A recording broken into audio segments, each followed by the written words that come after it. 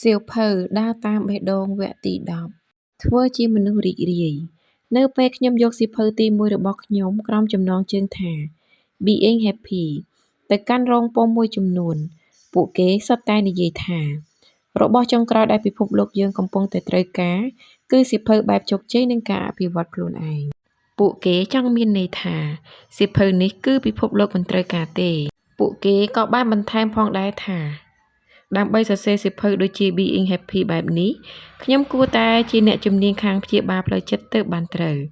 គឺមិនមែនជាអ្នកគូរគំនូរឡើយបន្ទាប់ពីវាត្រូវបានគេបដិសេធចោលអស់រយៈពេល1ឆ្នាំកន្លះទីបំផុតខ្ញុំរកឃើញ Media Master នៅសង្ហបុរីដែលជាអ្នកបោះពុម្ពប្រកបដោយចក្ខុវិស័យវែងឆ្ងាយ Media Master ភ្លាមៗនោះបានប្រាប់ខ្ញុំថាទីផ្សារសៀវភៅគឺកំពុងតែប្រកួតប្រជែងគ្នាខ្លាំងសម្បើមណាស់ហើយណាមួយខាងកាសែតនិងស្ថានីយទូរទស្សន៍ក៏មានការចាប់អារម្មណ៍តិចតួចលើអ្នកនិពន្ធដែលមិនមានកេរ្តិ៍ឈ្មោះដូច្នេះយើងត្រូវការយុទ្ធសាស្ត្រ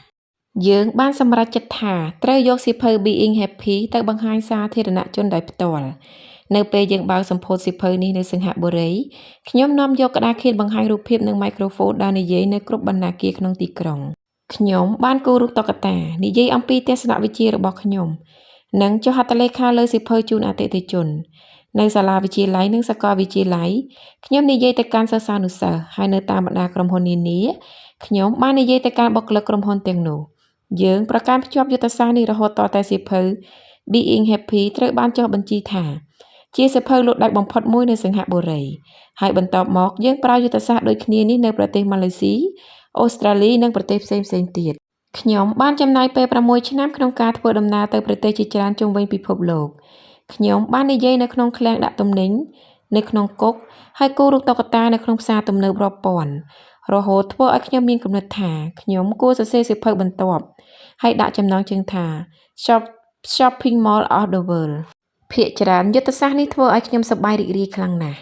ប៉ុន្តែក៏មានថ្ងៃខ្លះនៅពេលខ្ញុំក្រោកឡើងនៅក្នុងបន្ទប់សន្តាគារហើយគិតថាប្រសិនបើខ្ញុំនៅបណ្ណាគារមួយទៀតខ្ញុំច្បាស់ជាក្អួតហើយដាច់ខ្យល់ស្លាប់មិនខានមួយបណ្ណាគារម្ដងមួយទីក្រុងម្ដងមួយប្រទេសម្ដងទីបំផុតយើងបាននាំយកសៀវភៅ Being Happy ទៅកាន់ទីផ្សារអន្តរជាតិហើយបន្តិចម្ដងកាសែតនិងទូរទស្សន៍ចាប់ផ្ដើមហៅយើងទៅសម្ភាសន៍ធ្វើការបណ្ដើរយើងសប្បាយចិត្តបណ្ដើរនៅអូស្ត្រាលីដំណើរផ្សព្វផ្សាយរបស់យើងគឺធ្វើឡើងពេញកាលវិភាគគ្មានចន្លោះឡើយគឺគ្រាន់តែយន្តហោះហើរកង់ភ្លាមយើងចាប់ផ្ដើមយុទ្ធនាការរបស់យើងភ្លាមនៅប្រទេសនូវែលសេឡង់វិញពួកគេស្នើឲ្យខ្ញុំគូររូបតុក្កតានៅលើវិទ្យុរបស់ពួកគេដើម្បីសម្ពោធសៀវភៅ Being Happy នៅសហរដ្ឋអាមេរិកយើងបានរៀបចំពិធីជប់លៀងបរិភោគស្រាក្រឡុកមួយសម្រាប់ប្រព័ន្ធផ្សព្វផ្សាយនៅក្នុងស្ថានទូតអូស្ត្រាលីដែលស្ថិតនៅលើដងវិថី Fifth Avenue ក្នុងទីក្រុង Manhattan យើងបានផ្ញើលិខិតអញ្ជើញទៅកាន់ក្រុមហ៊ុនកាសែតការចល័តផ្សព្វផ្សាយព័ត៌មានស្ថានីយទូរទស្សន៍និងវិទ្យុនានាដែលស្ថិតនៅក្នុងរដ្ឋ East Coast សហរដ្ឋអាមេរិកយើងបានរៀបចំអាហារដើម្បីផ្ដល់ជូនមនុស្សចំនួន200នាក់ខ្ញុំបានហោះទៅកាន់ទីក្រុងញូវយ៉កនៅថ្ងៃទី20មិថុនាឆ្នាំ1990ដើម្បីធ្វើយុទ្ធនាការមួយទៀតនៅទីនោះនៅថ្ងៃទី20នោះគឺចំពេលដែលលោក Nelson Mandela ក៏ធ្វើដំណើរទៅកាន់ទីក្រុងញូវយ៉កដែរចូលអ្នកទាយទៅមើលថាតើមានប្រព័ន្ធផ្សព្វផ្សាយប៉ុន្មានដែលចាប់អារម្មណ៍លើរូបខ្ញុំ Andrew នេះជាលោក Nelson Mandela ទៅគឺ0ប្រសិនបើអ្នកមានពិធីជប់លៀងបរិភោគស្រាក្រឡុកមួយតែម្នាក់ឯងពោលគឺមានតែអ្នកនិងអ្នកបម្រើ11អ្នកប៉ុណ្ណោះពេលនោះអ្នកនឹងដឹងថាពិធីជប់លៀងដែលអ្នកមិនអាចបំភ្លេចបានឡើយពេញមួយជីវិតនេះមនុស្សសួរខ្ញុំថាតើលោកធ្វើយ៉ាងម៉េចទៅអាចលក់សៀវភៅបាន1លានក្បាលបានខ្ញុំប្រាប់ពួកគេវិញថាគឺខ្ញុំធ្វើដំណើរពី3លានគីឡូដំឡើងនិយាយផ្សព្វផ្សាយចំនួន500កន្លែងធ្វើបទសម្ភាសន៍1000ដងនិងបាត់កញ្ចប់អីវ៉ាន់ចំនួន23ដងរឿងនេះគឺមិនមែនស្ដីអំពីសៀវភៅឬអាជីវកម្មនោះទេប៉ុន្តែវាគឺស្ដីអំពីការធ្វើសេចក្តីជោគជ័យឲ្យកើតមានលើក្តីបំណងឬគម្រោងការមួយដែលអ្នកមានចេតនាចង់សម្រេចឲ្យបានជាទីបំផុតអ្នកចាប់ផ្ដើមពីចំណុចឬកន្លែងណាដែលអ្នកអាចអ្នកធ្វើអ្វីៗគ្រប់យ៉ាងដែលអ្នកអាចធ្វើបានវាពឹងផ្អែកលើការប្រឹងប្រែងជាងពឹងលើសំណាងចំណងនៅពេលដែលអ្នកខ្វល់ខ្វាយហើយយកចិត្តទុកដាក់លើអ្វីដែលអ្នកធ្វើអ្នកនឹងការសេចក្តីរីករាយហើយសេចក្តីរីករាយនេះនឹងដឹកនាំអ្នកឆ្លងទៅកាន់កលៈទេសៈនេះនៅពេលអ្នកការសេចក្តីរីករាយនឹងការងាររបស់ខ្លួនអ្នកមិនត្រូវការនរណាមកលើកទឹកចិត្តរបស់អ្នកទៀតទេ នៅពេលអ្នកបើកភោជនីយដ្ឋានដែលជាក្តីស្រមៃរបស់អ្នកហើយបើគ្មាននរណាម្នាក់ចូលញ៉ាំអ្នកនៅតែបន្តសាកល្បងបង្កើតមុខម្ហូបថ្មីៗគំនិតថ្មីៗនិងទីតាំងថ្មីៗរហូតតតែភោជនីយដ្ឋានរបស់អ្នកពេញអ៊ូអរដោយអតិថិជនបើអ្នកខ្សែធនអ្នកអាចនាំភាពរីករាយនឹងការងារនេះរបស់អ្នកទៅកាន់មនុស្សណាម្នាក់ដែលមានលុយច្រើនជាងអ្នកហើយធ្វើឲ្យគាត់ក្លាយជាដៃគូរបស់អ្នកឆ្លងកាត់សេចក្តីមុំមងខ្លះៗប៉ុន្តែនៅក្នុងដួងចិត្តរបស់អ្នកដឹងច្បាស់ថាអ្នកកំពុងស្ថិតនៅលើផ្លូវត្រឹមត្រូវទៅកាន់ភាពជោគជ័យច្បាស់ណាស់អ្នកត្រូវការឆន្ទៈនិងការតាំងចិត្តច្រើនសម្បើមណាស់ប៉ុន្តែចំណងរបស់អ្នកគឺជាមូលដ្ឋានគ្រឹះភាពត្រឹមត្រូវគឺកើតចេញពីអារម្មណ៍ដែលប្រកបដោយគោលបំណងច្បាស់លាស់វាគឺជាកាតព្វកិច្ចរបស់អ្នកចំពោះខ្លួនឯងនិងចំពោះអ្នកដទៃក្នុងការធ្វើអ្វីដែលធ្វើឲ្យអ្នកសប្បាយរីករាយនៅលើโลกនេះគឺមានច្រើនគ្រប់គ្រាន់ណាស់ទៅហើយនឹងមនុស្សស្បែកស្ដើងដែលមិនទាន់នឹងដាក់ទៅលើភ្លើងផងក៏ស្រែកថាក្តៅរលាករោលបាត់ទៅហើយដំណើរស្វែងរកក្តីសុបិនគឺគ្មានឡើយលិខិតធានារ៉ាប់រងដើម្បីបញ្ជាក់ថាវាជាដំណើរងាយស្រួលពីមួយជំហានទៅមួយជំហានជីវិតជានិច្ចកាលកាន់តែពិបាកទៅប៉ុន្តែអ្នកមានឱកាសដើម្បីរីស្គូស្គាយពោលគឺមានឱកាសដើម្បីមើលឃើញខ្លួនឯងបានក្លាយទៅជាមនុស្សដែលអ្នកប៉ងប្រាថ្នាពិតប្រាកដគំនិតសំខាន់ទោះអ្នកកំពុងស្ថិតនៅកន្លែងណាក៏ដោយក៏អ្នកមិនដែលជាប់គាំងឡើយព្រោះអ្នកគឺជាមនុស្សមិនមែនជាដើមឈើឯណា4អ្វីទៅជាពាក្យដោះសាររបស់អ្នកពេលអ្នកអានដល់ជំពូកនេះវាប្រហែលជាធ្វើឲ្យអ្នកមានអារម្មណ៍មូសម៉ៅដែលគិតថា Andrew ធ្វើអ្វីដែលយើងស្រឡាញ់ចូលចិត្តស្ដាប់មើលទៅល្អណាស់ប៉ុន្តែលោកមិនដែលដឹងអំពីស្ថានភាពពិតរបស់ខ្ញុំទេប្រសិនបើអ្នកមានក្តីសុបិនដែលមិនតបំពេញនៅឡើយចូលអ្នកសិក្សាវិភាគពាក្យដោះសារទាំងអស់ដែលអ្នកចូលចិត្តប្រើជានិច្ចកាលយើងពិតជាមិនស្មោះត្រង់នឹងខ្លួនឯងឡើយយើងស្រែកឡើងថារបស់នេះទៅមិនរួចរបស់នោះធ្វើមិនកើតប៉ុន្តែតាមពិតការងារទាំងនោះគឺងាយស្រួលសោះ Mary និយាយថាខ្ញុំស្រឡាញ់និងចង់រៀនបុរាណវិទ្យាខ្លាំងណាស់ប៉ុន្តែក្តីសុបិននេះគឺមិនអាចទៅរួចទេខ្លឹមសារនៅពីក្រោយពាក្យសម្ដីរបស់នាងគឺដើម្បីសិក្សាបុរាណវិទ្យាបានខ្ញុំត្រូវការរបស់តែមួយទេនៅក្នុងចំណោមទាំងអស់នោះគឺកត្រូវមានពិន្ទុគ្រប់គ្រាន់ទៅតាមការកំណត់ឬខត្រូវធ្វើការក្រៅម៉ោងនៅក្នុងហាង Casino ដើម្បីយកលុយមកបង់ថ្លៃសាលា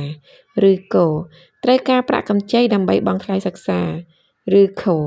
ឈប់ចេញទៅញ៉ាំអាហារពេលល្ងាចនៅខាងក្រៅចំនួន4ឆ្នាំឬក៏ងធ្វើទាំងអស់ខាងលើតែប៉ុណ្ណោះប៉ុន្តែនាងបានសម្រេចចិត្តថាបុរាណវិទ្យាគឺមានតម្លៃមិនស័ក្តិសមនឹងការលះបង់ដើម្បីធ្វើកិច្ចការទាំងអស់ឬសូម្បីតែមួយខាងលើនេះទេច្បាស់ណាស់ខ្លឹមសារពិតរបស់ពាក្យសម្ដីម៉ារីគឺបើលោកគិតថាខ្ញុំត្រូវធ្វើកិច្ចការទាំងអស់នេះដើម្បីមានលុយចូលរៀនបុរាណវិទ្យាគូក្បាលរបស់លោកប្រហែលជាមានបញ្ហាហើយខ្ញុំធ្វើមិនបានទេជីមនិយាយថាខ្ញុំចង់បានផ្ទះមួយល្វែងជារបស់ខ្លួនឯងគាត់បាននិយាយពាក្យនេះអស់ពេល23ឆ្នាំមកហើយអត្ថន័យក្នុងពាក្យសម្ដីរបស់ជីមនេះគឺខ្ញុំចង់បានផ្ទះមួយល្វែងប្រសិនបើក៏ខ្ញុំមិនចាំបាច់ខំប្រឹងសន្សំលុយខ្លាំងពេកទេខខ្ញុំមិនចាំបាច់ខំប្រឹងធ្វើការខ្លាំងពេកទេឬក៏ខ្ញុំមិនចាំបាច់បដូរទៅរស់នៅបណ្ដោះអាសន្ននៅផ្ទះជួលដែលថោកបំផុតឡើយទីបំផុតជីមនៅតែបន្តរស់នៅក្នុងផ្ទះឈ្នួលរបស់គាត់រហូតមកដល់សប្តាហ៍ថ្ងៃ Berry និងជីមបានធ្វើការសម្រេចចិត្តមួយដែលមិនត្រឹមត្រូវហើយក៏មិនខុសដែរពោលគឺការសម្រេចចិត្តដែលមានលក្ខណៈពីរោះស្ដាប់មិនមែនជាអ្វីដែលអាក្រក់នោះទេអ្វីដែលធ្វើឲ្យវិនាសនោះគឺត្រង់ថាពួកគេធ្វើពុតថាខ្លួនគ្មានជំរើសផ្សេងពីនេះទេតើមានមនុស្សប៉ុន្មានអ្នកដែលចេះតែត្អូញត្អែថាវាមិនអាចទៅរួចទេក្នុងការផ្លាស់ប្ដូរការងារឬមុខរបររបស់ខ្លួនរហូតដល់ជំងឺបេះដូងចូលមកវាយប្រហារតើពួកគេផ្លាស់ប្ដូរការងារឬមុខរបររបស់ខ្លួនតតែបាននៅទីបំផុតយើងធ្វើដោយខ្លួនឯងឬកលៈទេសៈបង្ខំយើងឬអ្នកផ្សេងធ្វើជំនួសយើងហេតុអ្វីត្រូវចាំរហូតដល់ដុកទ័រប្រាប់ថាអ្នកនៅសល់តែ6ខែទៀតដើម្បីរស់ទើបអ្នកចាប់ផ្ដើមបដូរមកធ្វើការដែលខ្លួនស្រឡាញ់ចូលចិត្តនៅក្នុងជីវិតចុះបើក្តីសុបិនរបស់ខ្ញុំមិនអាចទៅរួចតើធ្វើយ៉ាងម៉េចទៅមនុស្សគឺជាសត្វប្រកបដោយបញ្ញាដែលអាចធ្វើរឿងអស្ចារ្យនឹកស្មានមិនដល់ចូលពិចារណាអំពីលោក Roger Crawford ដែលជាជនជាតិអាមេរិកកើតមកមានជើងតែម្ខាងនិងមានដៃពីរតែគ្មានប្រអប់ដៃទេប៉ុន្តែ Roger បានក្លាយជាអ្នកវេទិនីអាជីពដ៏ល្បីល្បាញម្នាក់ទៅវិញហើយមិនត្រឹមតែប៉ុណ្្នឹងទេគាត់ធ្វើជាគ្រូបង្រៀនកីឡានេះជាមុខរបរចិញ្ចឹមជីវិតថែមទៀតផងបើអ្នកចង់ដឹងអ្នកអាចអានសៀវភៅរបស់គាត់បានដែលមានចំណងជើងថា Flying from the Heart រឿងរបស់ Roger នឹងធ្វើឲ្យអ្នកក្រឡេកមកមើលដែនកំណត់របស់អ្នកម្ដងទៀតមិនខានលោក Digital Dan នៃទីក្រុង Ferndale ក្នុងរដ្ឋ California សហរដ្ឋអាមេរិកធ្វើជាជាងឈើរហូតដល់គាត់មានជំងឺមហារីកបំពង់កហើយទទួលការវះកាត់យកបំពង់កចោលនៅពេលគាត់និយាយលេងបានគាត់ប្រែក្លាយទៅជា DJ ចាក់តន្ត្រីឲ្យគេស្ដាប់ទៅវិញ Dan វាយពាក្យសម្ដីដែលគាត់ចង់និយាយនៅលើកញ្ចក់កុំព្យូទ័រដូច្នេះកុំព្យូទ័រគឺជាអ្នកនិយាយជំនួសគាត់មានចំណុចមួយដូចគ្នានៅក្នុងចំណោមបុគ្គលជោគជ័យជាច្រើនគឺពួកគេតែងតែចាប់ផ្ដើមយឺតយ៉ាវមែនទែនពោលគឺពួកគេគួរតែចាប់ផ្ដើមតាំងពីយូរណាស់មកហើយអ្នកប្រហែលជាធ្លាប់ឃើញអ្នកដែលរួមរឹតដោយជំងឺហឺតប៉ុន្តែបានក្លាយទៅជាអត្តពលករជើងឯកអ្នកធ្លាប់ឃើញសិទ្ធិដែលប្រែជាខ្សែធនអ្នកប្រហែលជាធ្លាប់ឃើញរឿងរាប់ពាន់ស្ដីអំពីជនអន្តោប្រវេសន៍ដែលបានក្លាយជាសាស្ត្រាចារ្យនៅសាកលវិទ្យាល័យនិងអគ្គនាយកក្រុមហ៊ុននៅពេលឧបសគ្គព្រួតគ្នាដើម្បីប្រឆាំងអ្នកអភិវឌ្ឍភាពរឹងប៉ឹងខាងអារម្មណ៍និងផ្លូវចិត្តដើម្បីគ្រាន់តែធ្វើឲ្យខ្លួនរស់នៅក្នុងមួយគ្រានោះប៉ុន្តែក្រោយមកភាពខ្លាំងក្លាដែលអ្នកអភិវឌ្ឍដើម្បីរស់នេះនឹងក្លាយជាអាវុធសម្ងាត់របស់អ្នកគំនិតសំខាន់យើងតែងតែមានជំរើសបើពេលនេះអ្នកមិនកំពុងធ្វើអ្វីមួយទេវាបណ្ដាលមកពីអ្នកកំពុងតែដាក់ថាមពលរបស់អ្នកនៅកន្លែងណាផ្សេងសំណួរមិនមែនសួរថាហេតុអ្វីវាមិនអាចទៅរួចនោះទេប៉ុន្តែផ្ទុយមកវិញត្រូវសួរថាតើមានអ្វីខ្លះដែលខ្ញុំគ្មានឆន្ទៈចង់ធ្វើនៅពេលអ្នកនិយាយថាខ្ញុំនឹងធ្វើការងារនេះខ្ញុំមិនខ្វល់ថាវាពិបាកប៉ុណ្ណាឡើយពេលនោះទៅជីវិតនឹងចាប់ផ្ដើមគាំទ្រអ្នកមិនខានសូមអរគុណសូមរងចាំស្ដាប់ភាគបន្ត